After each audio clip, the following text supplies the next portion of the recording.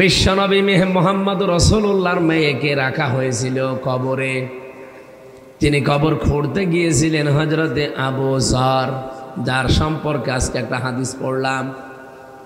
হযরতে আবু যর তিনি বলেছিলেন, কবরের মাটি তুমি তো জানো না কাকে রাখবো আজকে ভেতরে। হাসান হোসাইন যিনি জান্নাতের যুবকদের সর্দার হবে তাদের মা রাখবো, বেয়াদবি করবা না।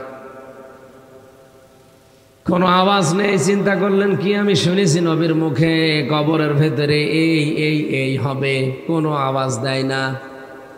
ডাক দিয়ে বললেন, কবরের মাটি তোমার ভেতরে রাখা হবে শেরে খোদা। তাম পৃথিবীর সব কাফেরদের জন্য আল্লাহ যাকে বাঘ বানিয়ে পাঠিয়েছিলেন, হযরতে আলীর স্ত্রী। সাবধান, বেয়াদবি করবা না।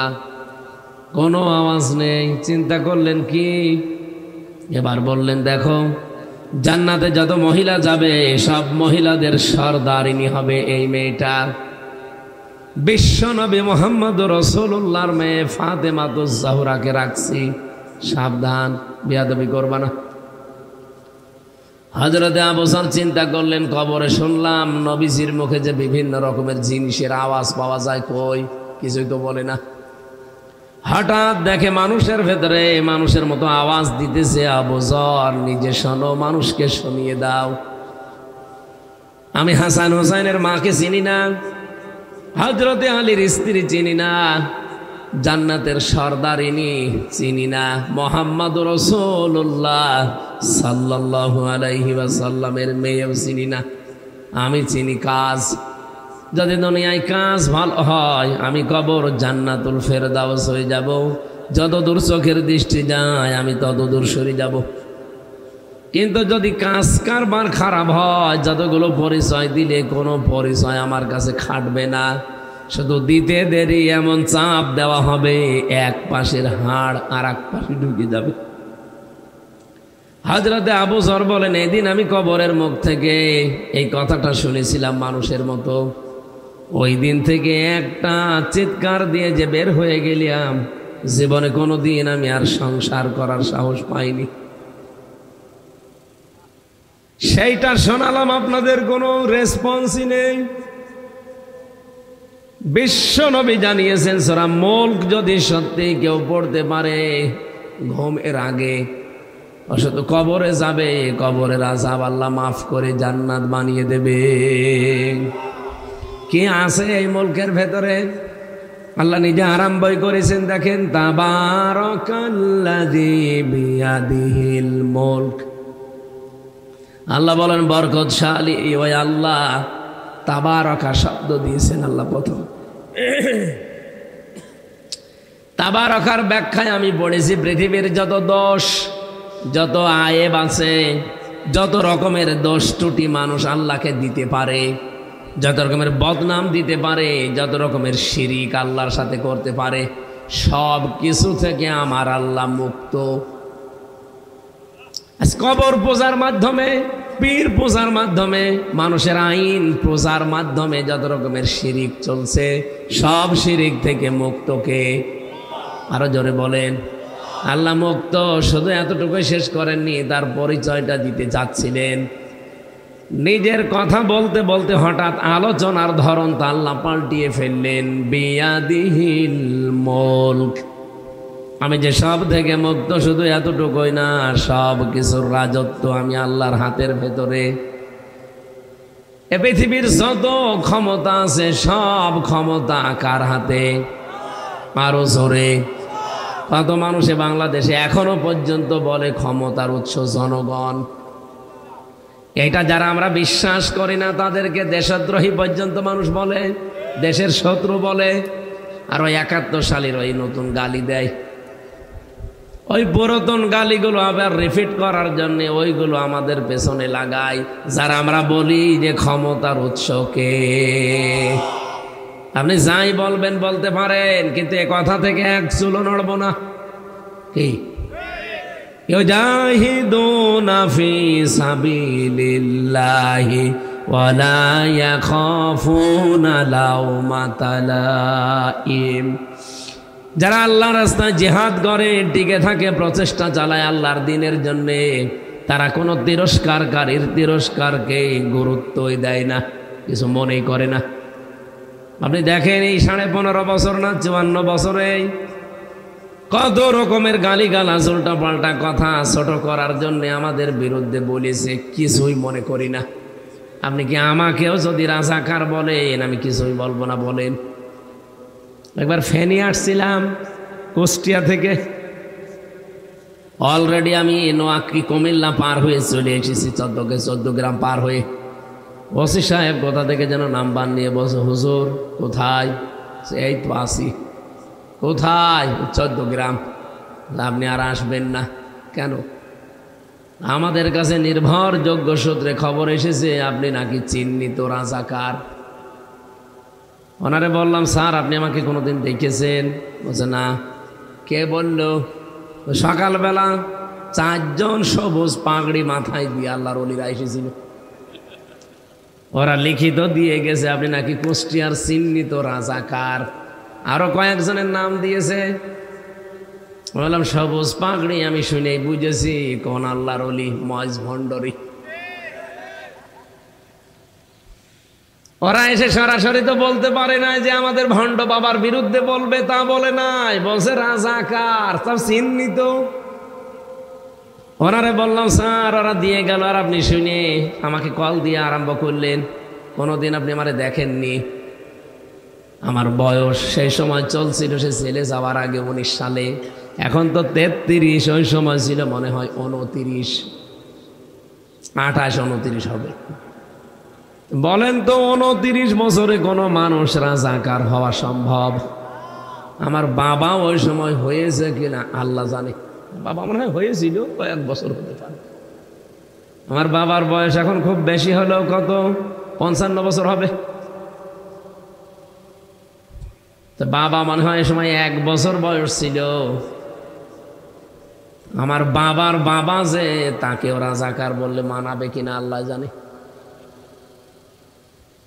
অথচ আমারে আপনি এই কথা বললেন, হুজুর কি বলেন, আমি তো এই লাইনের লোক না। কিন্তু ওরা যারা এসেছিল মনে হচ্ছে ওরা জিবরাইলের ছোট ভাই। এত সুন্দর পোশাক পরে আর এত সুন্দর পাগড়ি পরে এসে লিখে দিয়ে গেল, এত বড় মিথ্যা কথা লিখলো কি করে? ঠিক আছে আপনি আসেন তো থানায়, আপনাকে আমি দেখি, যদি হয় আপনাকে নিয়ে মাহফিলে যাব। ও আল্লাহ, ঠিকই মাহফিলে গিয়েছি। উনি নিজে বসে থেকে 1.5 ঘন্টা কথা বলেছিলাম। বলেন ইসলামের সঠিক কথাগুলো কে বাধা দেয়? আমি দেখছি। আমি যে কথা বলতে চাচ্ছিলাম,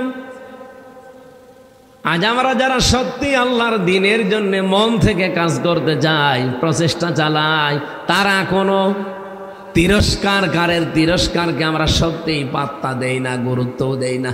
যে যা বসে বলুক গা। তাছাড়া যদি গুরুত্ব দিতাম এই দেশে প্রতিদিন খোনাখনি হইতো। কি কথা বলেন?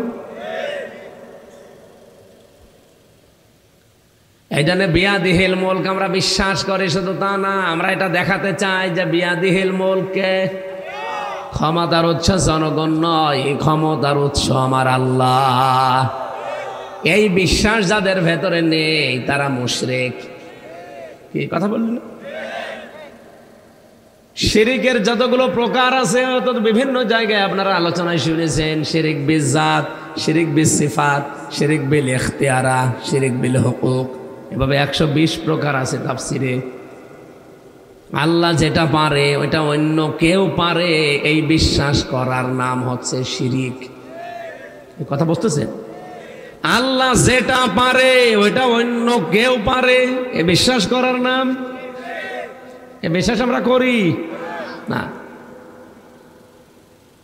এই যে আইন তৈরি করতে পারে শুধুমাত্র আল্লাহ, অন্য কেউ পারে।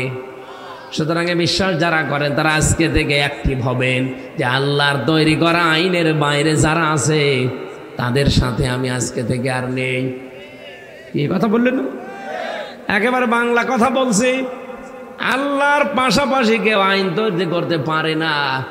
ইয়াকুলুনা হাল্লানা মিনাল আমরি মিন শাইইন কুল ইন্নাল আমরা কুল্লাহু লিল্লাহ। সূরা আলে ইমরান 4 নম্বর পারা 9 নম্বর পৃষ্ঠা 2 নম্বর লাইনের 154 নম্বর আয়াতের মাঝের অংশে আছে, এটা তাফসিরে ফি জিলালিল কোরআনে পাবেন। আল্লামা সাইয়্যিদ কুতুব রহমাতুল্লাহ আলাইহি লিখেছেন, আল্লাহ পাক বলেন, নবী, দুনিয়ার মানুষ যদি প্রশ্ন করে যে আইন আমরা কি তৈরি করতে পারি, আপনি বলেন সাফ না, এটা শুধুমাত্র পারে কে? সুতরাং বাংলাদেশেও কেউ আর সামনে আইন বানাতে পারবে না, আইন তৈরি করা আছে।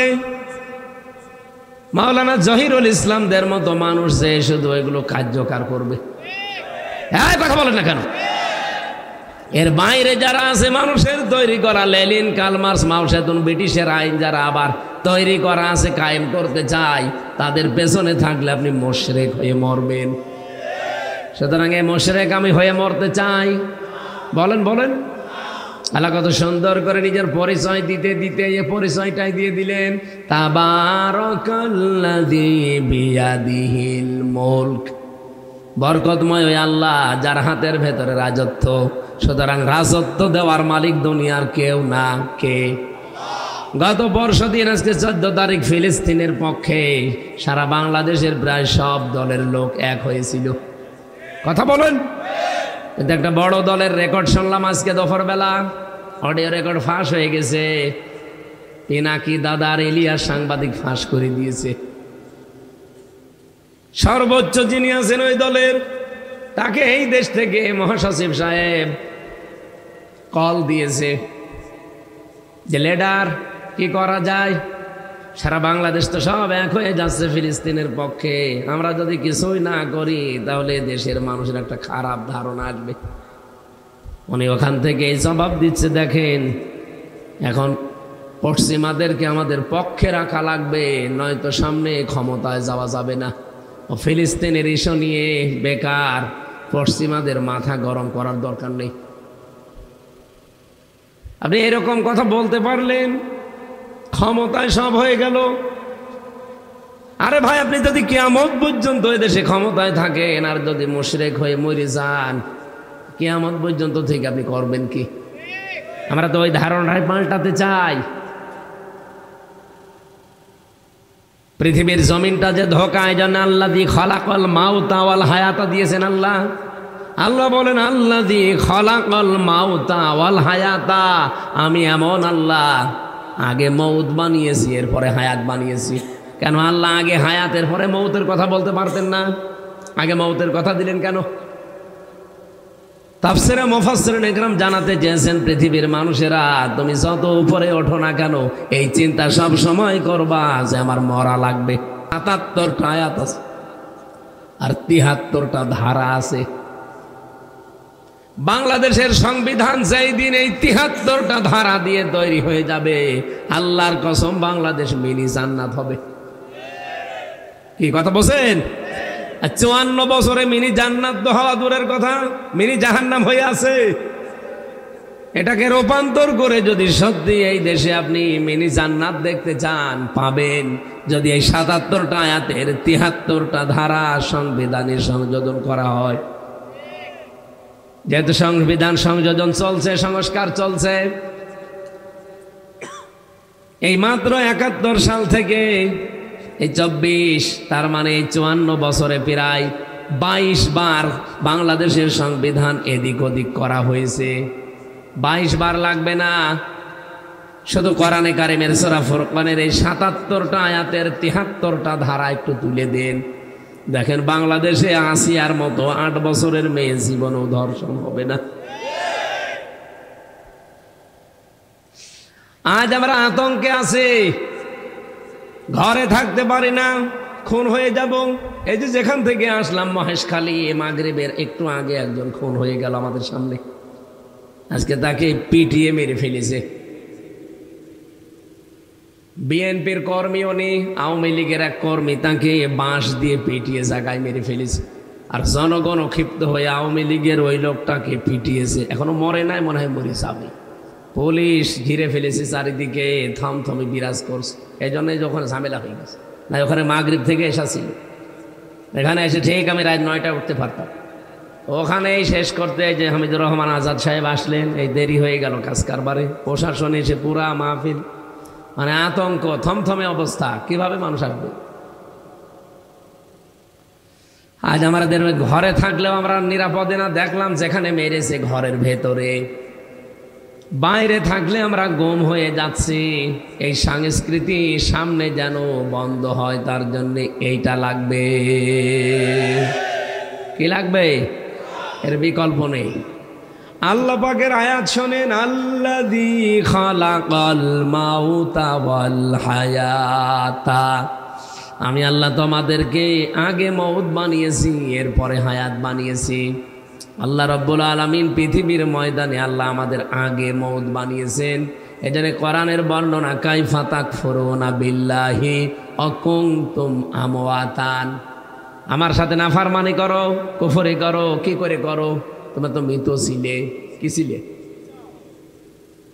আল্লাহ কাইফা শব্দটা দিয়েছেন আয়াতের আগে। বক্তব্য শুরুই করলেন কাইফা দিয়ে। তাফসিরে পড়েছি, বালাগাত মান্তিকের ভেতরে এটা আছে যে কাইফা শব্দটা ব্যবহার করা হয় 13টা অর্থে। একটা অর্থ হচ্ছে যেই কথা, যেই কাজ আল্লাহ পাক নিজেও বিশ্বাস করতে চান না, এমন শব্দ, এমন কিছু বলার আগে কাইফা ব্যবহার করা হয়। মানুষ যখন নাফরমানি করে তখন আল্লাহ পাক বলেন যে কাইফা তাকফুরুনা বিল্লাহি ওয়া কুনতুম আমওয়াতান। মানুষ আমার সাথে নাফরমানি করতে পারে, করে কি করে? কারণ ও তো মৃত ছিল। জন্মের আগে উল্লেখ করার মতো কিছু ছিল না। নেই থেকে ওকে আমি আজ মাওলানা জহিরুল বানিয়েছি, নেই থেকে ওরে আমি হামজা বানিয়েছি। তো ও আমার সাথে নাফরমানি করে কি করে? এজন্য আল্লাহরও বিশ্বাস হয় না, সেই জায়গায় কাইফা ব্যবহার করা হয়। আল্লাহ কাইফা ব্যবহার করে কি জানাতে চাইলেন যে আমরা কিন্তু মৃত ছিলাম। কি ছিলাম? আরো জোরে বলেন। পৃথিবীর প্রতিটি মানুষ মৃত ছিল, আর প্রত্যেকের হায়াত ঠিক এক। হযরত আদম আলাইহিস সালামের পৃষ্ঠদেশ থেকে যেদিন আমাদের মতো যত রূহ দুনিয়াতে আসবে, এসেছে, সবকে একদিনে আল্লাহ বের করেছেন। ওখান থেকে বের করার পরে দুনিয়ায় সিরিয়াল আকারে পাঠাতে আছে। এই যে যারা এর আগে এসেছে, ওই মানুষগুলো এখন কবরে আছে। এর আগেও কবরের জগতেই ছিল। কবর মানে পর্দার আড়ালের জগৎ। আমি ওয়ারাইহিম বারযাখুন ইলা ইয়াউমি ইউবাসুন। এই যে আমি ওয়ারাইহিম বারযাখ, এই কবরের জগৎ, বারযাখের জগৎ, এটা একটা পর্দার আড়ালের জায়গা। আমি এই কথাটা আবার রিপিট করছি, একটু খেয়াল করেন। এই পৃথিবীতে আমরা যে যতদিনই বাঁচি না কেন, প্রত্যেকের হায়াত কিন্তু সমান সমান। ওই যে আদম নবী থেকে শুরু করে তার সন্তান আসা আরম্ভ হয়েছে, ওনার হয়তো কেউ 50, 60, 100, 200, 500 বছর বেঁচে ছিল। 500 বছর পরে ওনারা কবরে চলে গেছে। কতদিন থাকবে?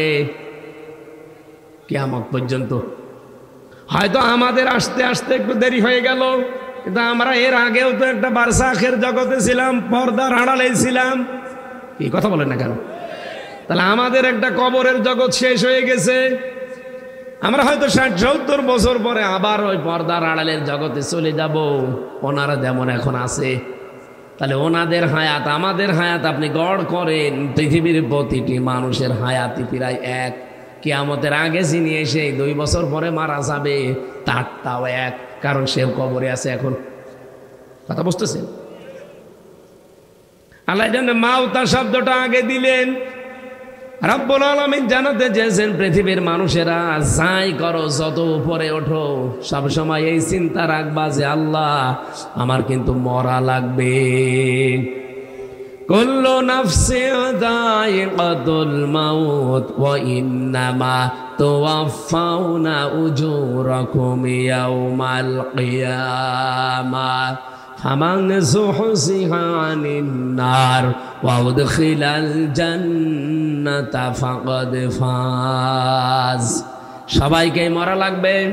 মরণের পরে প্রতিটি মানুষের উজরত, পারিশ্রমিক আমি আল্লাহ পরিপূর্ণ করে দেব। হ্যাঁ, ওই লোকটার জীবন তো সফল, যাকে আল্লাহ জাহান্নামের আগুন থেকে বাঁচিয়ে জান্নাত দিয়ে দিয়েছে। এটা একটা অর্থ। দ্বিতীয় অর্থ কি? এদিকে তাকান। ফামান যুহজিহা আনিন নার ওয়া উদখিলাল জান্নাতা ফাকাদ ফাজ। ফাকাদ ফাজ দেওয়া আছে। সফলতা বিফলতা পৃথিবীর জমিনে নির্ভর করে না। সফলতা বিফলতা নির্ভর করে এই আয়াতের অর্থ কিন্তু দুইটা হয়। একটা তো আখেরাতেরটা বললাম যে জাহান্নাম থেকে আল্লাহ যাকে বাঁচিয়ে জান্নাতি বলে ঘোষণা দেবে সে কি সফল, বলেন বলেন। আর একটা কি, আর একটা হচ্ছে দুনিয়ার এই জীবনে থাকতেই যাকে আল্লাহ জাহান্নামের কাজগুলো আস্তে আস্তে ছেড়ে দেওয়ার তৌফিক দেবে আর জান্নাতের কাজগুলো আস্তে আস্তে অ্যাক্টিভ হওয়ার সুযোগ দেবে, ওই লোকটার জীবন সফল। আমার কথা বোঝা যায়নি? না না, তো সহজে বুঝে ফেলছে। আয়াতের দুইটা অর্থ বললাম। এক নম্বরে চূড়ান্ত, যেটা আখিরাতের ময়দানে জাহান্নাম থেকে আল্লাহ বাঁচিয়ে, ওই যে জালিকা ইয়াউমুত তাকাবুন বলা হয়, আহার জিতের দিন।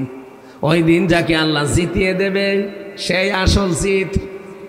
আর দুনিয়ার হিসাবে যদি আপনি আয়াতের অর্থ করেন, তাহলে যে লোকটা জাহান্নামের কাজ আস্তে আস্তে ছেড়ে দিতে পারে, জান্নাতের কাজগুলো আস্তে আস্তে এগিয়ে যেতে পারে, ওই লোকটার জীবন সফল। আপনি এখন নিজে ভাবেন তো আপনি পারছেন কিনা। আগে নামাজ পড়তেন না, এখন নামাজ আরম্ভ করেছেন। আগে আপনি সুদ খেতেন, এখন আস্তে আস্তে ছেড়ে দিচ্ছেন। আগে আপনি মানুষ খুন করেছিলেন, মানুষের তৈরি করা আইনের পেছনে কাজ করতেন, এখন বাদ দিয়ে আল্লাহর তৈরি করা আইন কায়েমের কাজ করেন।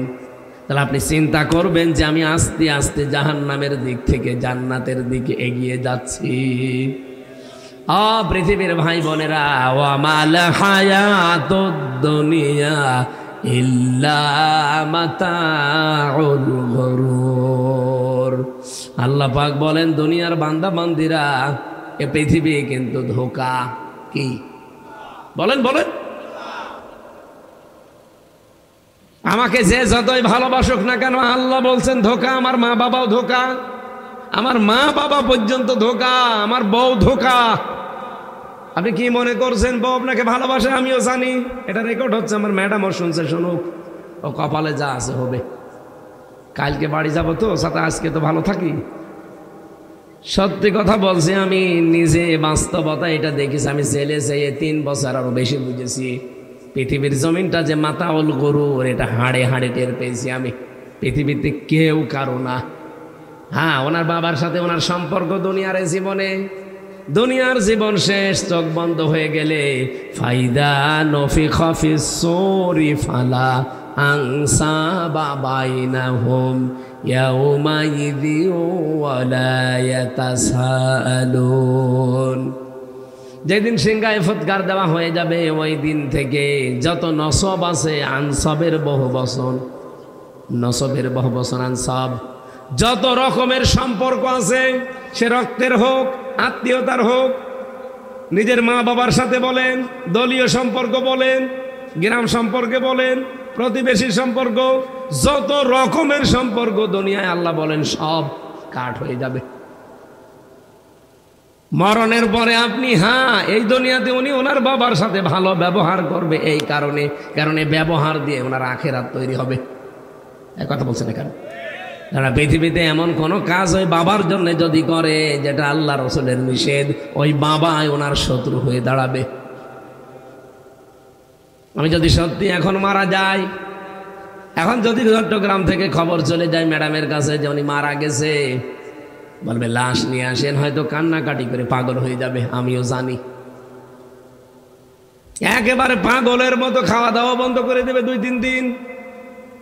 কবরে যাওয়ার পরে মাত্র 7 দিন পার হয়ে যাবে, দেখবেন আস্তে আস্তে ম্যাডাম স্বাভাবিক হয়ে গেছে, আবার হাসি তামাশা খেলাধুলা আবার সব চলছে। মাত্র 4 মাস 10 দিনের ভেতরে আমার শ্বশুর আর শাশুড়ি এসে আমার বাবা মাকে বলবে, হামজা তো মরিয়ে গেছে, মেয়ে দিয়ে দেন, অন্য জায়গায় বিয়ে দেব। এটা নিয়ম আছে, দেবে, অসুখ দেখে। 4 মাস 10 দিনের ভেতরে দেখা যাচ্ছে আর একজনের সাথে বিয়ে দিয়ে দিয়েছে। 3-4 দিন সংসার করার পরে আমার শ্বশুরের কাছে ম্যাডাম কল দিয়ে বলবে, আব্বা, হামজা তো আর কি ছিল, এখন যারে পেয়েছি 100 গুণ ভালো। আমাকে বেশি বলছি, এটা বলবে না? এই হচ্ছে দুনিয়া।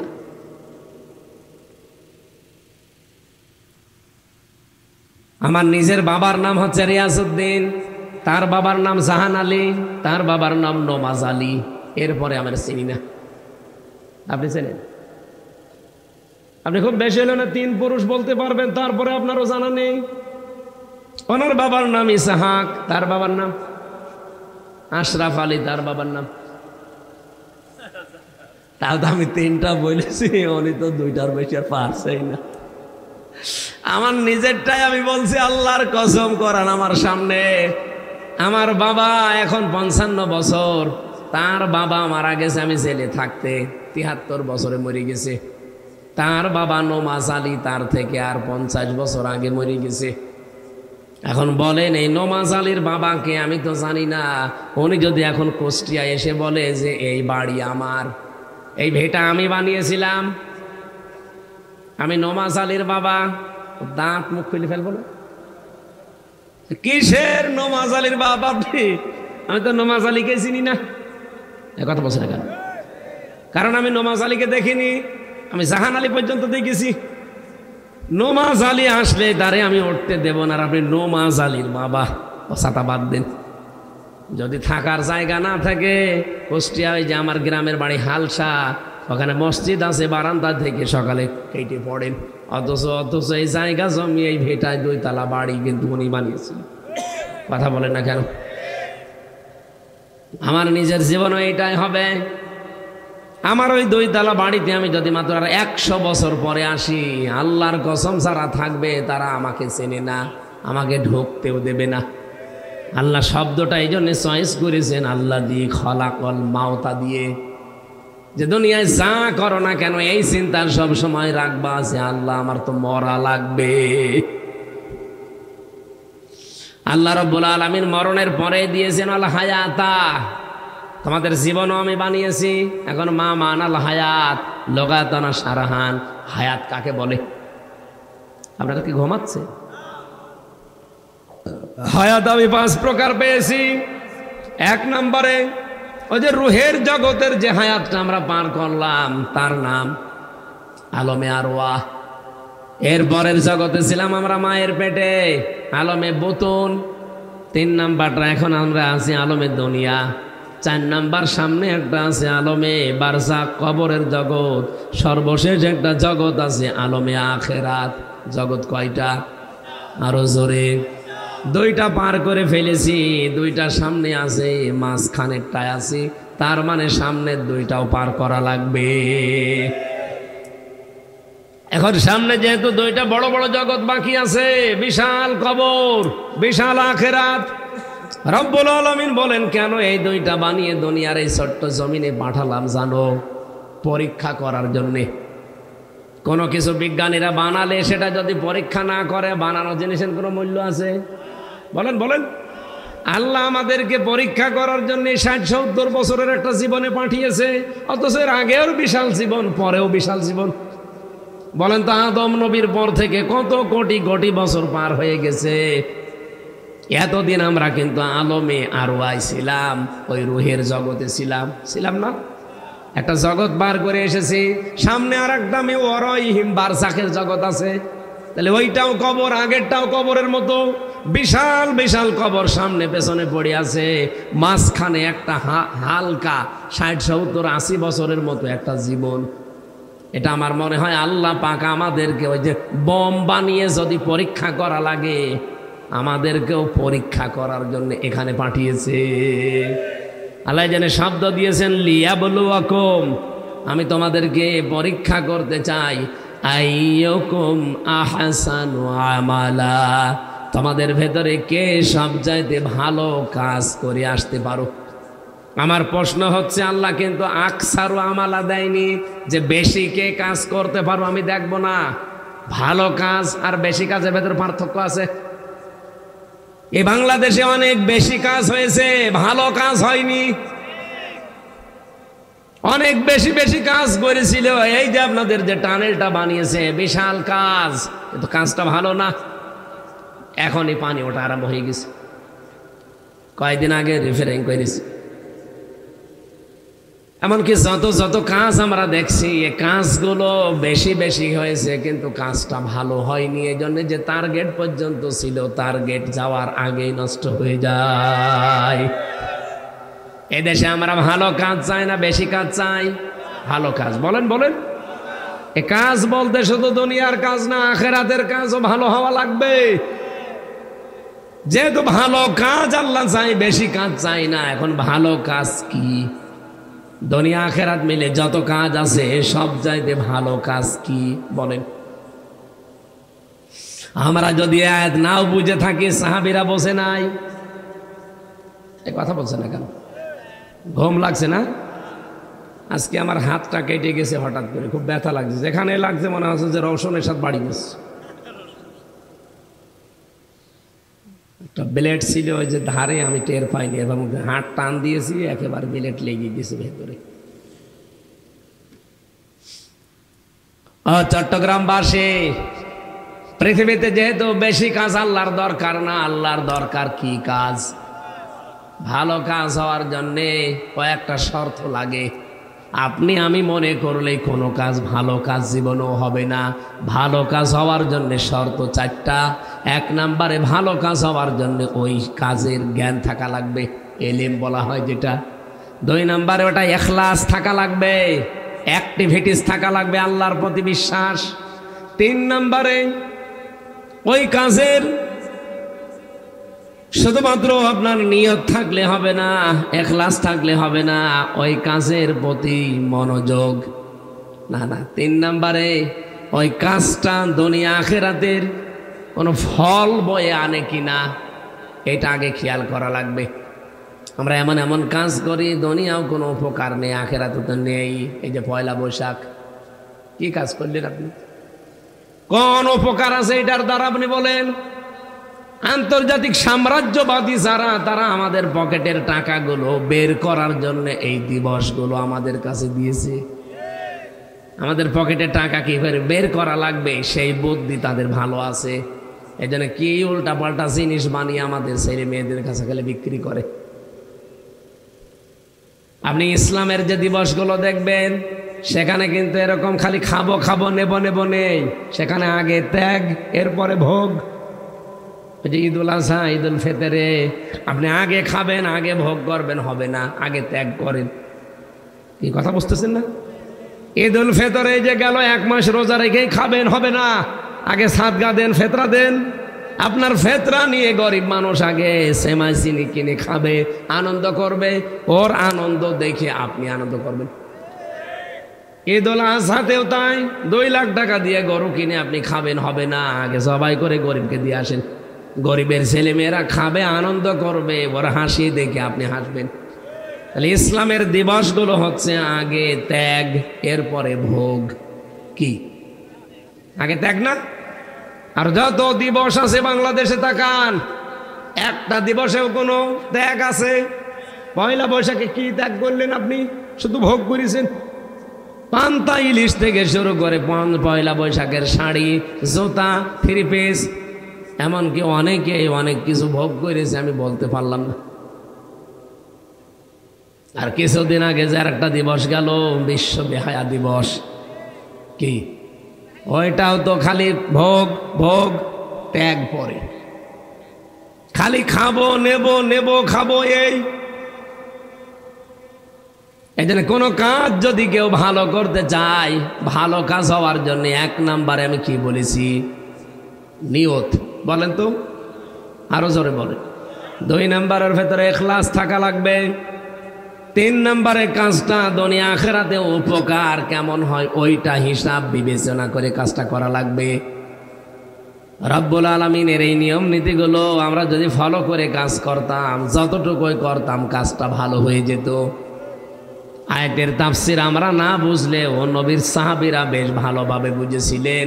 এই পৃথিবীতে যত ভালো কাজ আছে, সব চাইতে ভালো কাজ আমার আল্লাহর দৃষ্টিতে ইয়া আইয়ুহাল্লাযীনা আমানু হাল আদুল্লুকুম আলা তিজারা তুনজিকুম মিন আযাবিন আলীম।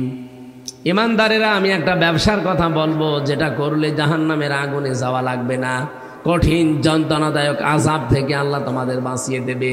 কি সেই কাজ? তুমিনুনা বিল্লাহি ওয়া রাসূলিহি ওয়া তুজাহিদুনা ফি সাবিলিল্লাহ বিআমওয়ালিকুম ওয়া আনফুসিকুম। আল্লাহর প্রতি ঈমান আনার পর, রাসূলের প্রতি বিশ্বাস করার পর এই দুইটার আইন দুনিয়ায় জারি করার জন্য জান আর মাল দিয়ে চেষ্টা করা। আল্লাহ এতটুকু বলে তো শেষ করে দিতে পারতেন। আল্লাহ বলেন যালিকুম খায়রুল লাকুম, এইটাই ভালো কাজ। এইটাই এই আয়াত থেকে প্রমাণ হয়, মুফাসসিরিন ইকরাম এটা জানাতে চেয়েছেন পৃথিবীতে সবচাইতে ভালো কাজ হচ্ছে আল্লাহর জমিনে আল্লাহর দ্বীন কায়েম করা, যেটা বাংলাদেশে এখন অনেকেই বুঝতেছে। বহু মানুষ আমরা দেখছি চলে আসতেছে দ্বীন কায়েমের পথে। আপনারা জহিরুল ইসলাম সাহেবের কাছে আগেও 2-3 বার শুনেছেন, আর আমরা নিজেরা জানি এখন দাওয়াতি সিস্টেম চলছে, দাওয়াতি সপ্তাহ চলছে সারা বাংলাদেশে। আমরা চাই এই দাওয়াতি পক্ষ দাওয়াতি সিস্টেমটা চালু করার মাধ্যমে মানুষ যেন একামতে দিন কি এটা বুঝে আমল করতে পারে, কারণ এইটাই হচ্ছে যালিকুম খায়রুল লাকুম, এটা ভালো কাজ। আমরা সাহাবায়ে কেরামের দিকে দেখেন, হযরতে মায মুআউযিজ মাত্র 13 বছর 11 বছর বয়স, এতটুকু বয়সে তারা বুঝেছিল যে ভালো কাজ কারে বলে। এই জন্য নিজে যুদ্ধে যাওয়ার আগে আল্লাহর দ্বীন কায়েমের জন্য যুদ্ধ হচ্ছে, যাবার আগে দেখে নিজের পা মাটিতে দিলে মাপে পুষতে চায় না, পার গোড়ালি উঁচু করে বলে হে রাসূল একটু তাকিয়ে দেখেন আমি কিন্তু মাপে পুজে গেছি। বিশ্বনবী তার এই দৃশ্য দেখে বললেন ঠিক আছে তুমি গ্রান্টেড, কিন্তু ছোটটা মেলে না। ছোটটা কানে কানে বলছে ভাই তুমি তো হয়েই গেছো, তোমার তো আর বাদ দেবে না, তা আমি তো পা উঁচা করলে ওই পর্যন্ত যেতে পারবো না। জিহাদের এই ময়দানে গিয়ে জীবনটা যদি আমি আল্লাহর রাস্তায় দিতে পারি, 2 ভাই জান্নাতে একসাথে যেতে পারবো। তুমি তো অন্তত নামটা লিখিয়েই ফেলেছো। নবীজি যখন একটা পরীক্ষা করতে চায় যে আমাদের 2 জনকে কুস্তি লাগিয়ে দেবে, জীবনেও তোমার সাথে পারা আমার সম্ভব না, নবীর চোখের সামনে তুমি শুধু একটু পড়ে যাবে, বুকের ওপরে একটা বার বসে নবীকে দেখাবো যে আমার শরীরেও শক্তি আছে, নবী যেন আমারও অনুমতি দিয়ে দেয়। এতটুকু মানুষ তারা বুঝেছে ভালো কাজ কোনটা, যে জীবন পর্যন্ত দিতে তারা রাজি। আর আল্লাহর দ্বীন এই জমিনের সামনে একটা পরিবেশ তৈরি হয়ে গেছে, কায়েম করার জন্য শুধু আপনার একটা সিল লাগবে। এটাও যদি আপনি না পারেন কি করে যালিকুম খায়রুল লাকুম আপনার জন্য বলবো বলেন? এরপরেও যদি কেউ না বোঝার ভান করে থাকেন, আমার আর কিচ্ছু করার নেই। আমার মনে হয় আপনি আজরাইল না দেখার আগে আর হেদায়েত হবেন না। আল্লাহ যদি এতটুকুও শেষ করে দিত আহসান আমালা, আল্লাহর কসম আমি আয়াতটা তেলাওয়াত করতাম না।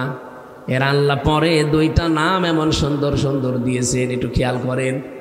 যালিককে আহসান আমালা ওয়া হুয়াল আজিজুল গফুর, কি সুন্দর নাম দিয়েছেন দেখেছেন, আজিজ আর গফুর। তাফসীর পড়তে গিয়ে পেয়েছি কেন আল্লাহ এই 2টা নাম দিলেন। রব্বুল আলামিন জানাতে চাই বান্দা বান্দিরা, পৃথিবীতে সব চাইতে ভালো কাজ আমার কাছে, দামি কাজ আমার জমিনে আমার দ্বীন কায়েম করা।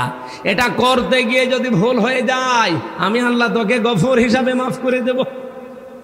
আর যদি এই কাজ করতে কেউ অস্বীকার করে, আমি কিন্তু একেবারে নরমাল না, আমি কিন্তু আজিজ মহাপরাক্রমশালী। সুতরাং আমার এই কাজে যদি কেউ অলসতা করে তাকে আমি যদি ধরি ওকে আজিজ হিসাবে ধরবো। আর যদি এই কাজে এসে কারো ভুলমূল হয়ে যায়, ছোটখাটো ভুল ভ্রান্তিগুলো আমি গফুর নামের খাতিরে মাফ করে দেব। জোরে বলেন সুবহানাল্লাহ। এদের ভালো কাজ আমাদের সামনে একটাই, যে কোনো ওয়েতে এই জমিনে আল্লাহর দ্বীন আমরা দেখতে চাই। 54 বছরে তো বাবা চালিয়েছিল, 74 সালের কথা পড়েন, দুর্ভিক্ষে মানুষ 4 লাখ মারা গেছে, বাবা চালিয়েছিল। স্বামী চালিয়েছে, কাঙ্ক্ষিত মানের শান্তি দিতে পারে নাই। চাচা এরশাদ 9 বছর চালিয়ে 10 বছর জেল খেটেছে। কি বউ চালালো, ভাবি চালিয়েছিল, এখন শুধু দেখতে বাকি আছে যে কোরআন দিয়ে চললে কেমন দেখা যায়। এটা দেখতে চান কারা কারা? দেখি হ্যাঁ, এই ক্যামেরা ওইদিকে মেরে অন্তত সারা বিশ্বের মানুষকে দেখাও যে আমরা সবাই আছি এদেশে কোরআনে কারিম কায়েমের পক্ষে ইনশাআল্লাহ। ঠিক আছে ভাই, 12টা 10 বাজে, এখন তাহাজ্জুদের সময় 1 ঘন্টা পার হয়ে গেছে। আমার আর কথা বলতে ইচ্ছা করছে না। মেয়েদের জন্য আমার লিখিত বই পাওয়া যায়, মেয়েদের জীবন নিয়ে লিখেছি, দাম্পত্য জীবনের কলহ এবং সমাধান। যারা আছে মেয়েদের ওরকম মেয়ের জন্য, বর জন্য, মার জন্য নিয়ে যাবেন, ওই গাড়িতে আছে, সাদা গাড়িতে। আজকে তাহাজ্জুদের নামাজ এখন সামনে, ফজরের নামাজ, এর জন্য আমি শেষ করছি। আল্লাহুম্মা আমিন। লা ইলাহা ইল্লা আনতা সুবহানাক ইন্নী কুনতু মিনাজ জালিমিন। আল্লাহুম্মা ইগফিরলি ওয়ারহামনি ওয়াহদিনি ওয়াফিনি ওয়ারযুকনি ইয়া রাব্বাল আলামিন। রব্বুল আলামিন, রাত 12টা পার হয়ে তাহাজ্জুদের সময় চলছে। তুমি একটু তাকাও চট্টগ্রাম বাঁশখালী চাম্বল এলাকার দিকে। তোমার বান্দা বান্দিরা এত রাত পর্যন্ত বসে আছে। এ গভীর রজনী পর্যন্ত দুনিয়ার কোনো মানুষের কথা শোনার জন্য আমরা থাকতাম না, শুধু তোমার কোরআনের কথা শোনার জন্য। যারা এত পাগল, যাদের এত আগ্রহ, এদেরকে তুমি ওমরের মতো হেদায়েত দিয়ে দাও। এ মাহফিল যত ছোটই হোক, যে সুন্দর করে সাজিয়েছে, দেখো বাসর ঘরও এত সুন্দর করে সাজায় না। প্রবাসী ভাইরা, এলাকার মানুষেরা যারা বাইরে থাকে, তারা টাকা পাঠিয়েছে। এলাকার মানুষেরা নিজেদের টাকা পয়সাগুলো কোরআনের প্রচারে খরচ করেছে। যে যেইভাবে এগিয়ে এসেছে, আল্লাহ তোমার রহমত ওই দিকে ওইভাবে এগিয়ে দাও। রাব্বুল আলামিন, এই দেশটা নিয়ে যে যত রকমের সূক্ষ্ম ষড়যন্ত্র চলছে, সব ছিন্ন ভিন্ন করে দাও। বিশেষ করে ইসরায়েলকে তুমি দুনিয়ার মানচিত্র থেকে মিটিয়ে দাও। ফিলিস্তিনের মুসলমানদের জন্য আল্লাহ তুমি হামে ও নাসির হয়ে যাও। আল্লাহুম্মা আনসুর ইখওয়ানানাল মাজলুমিনা ফি ফিলিস্তিন। আল্লাহুম্মা আনসুর ইখওয়ানানাল মুস্তাদআফিনা ফিল ফিলিস্তিন।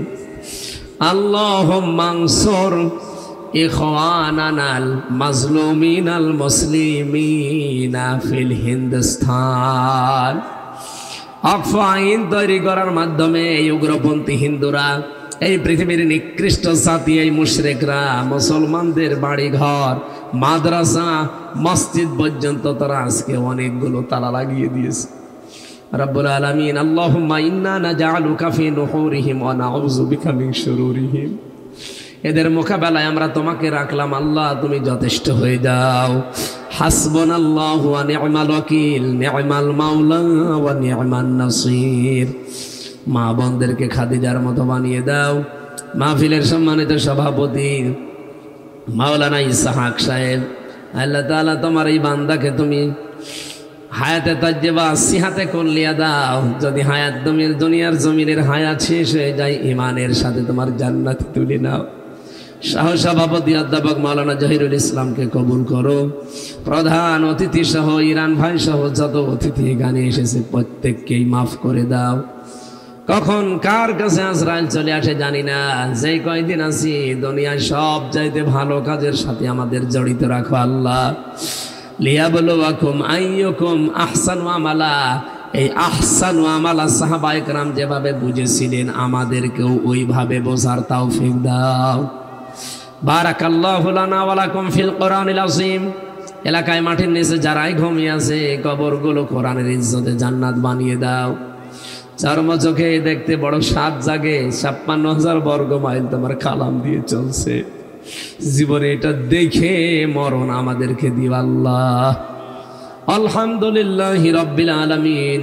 লা ইলাহা ইল্লাল্লাহু মুহাম্মাদুর রাসূলুল্লাহ। আসসালামু আলাইকুম।